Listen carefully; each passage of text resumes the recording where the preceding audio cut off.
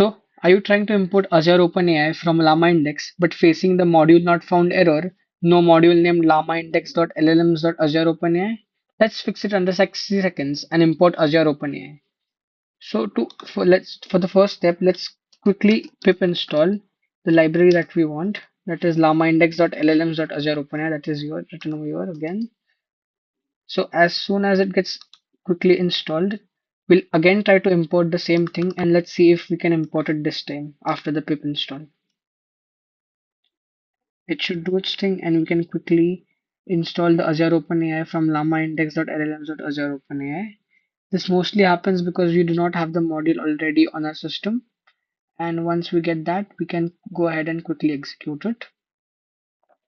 So by any time now. Yeah, as we've installed it, now let's quickly run this again.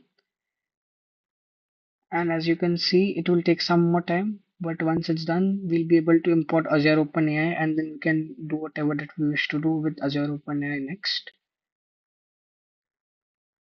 So anytime now. I know it does take a bit of time, but you have work to do as well, right? So yeah, we have imported Azure OpenAI easily from LlamaIndex.LLMs.AzureOpenAI.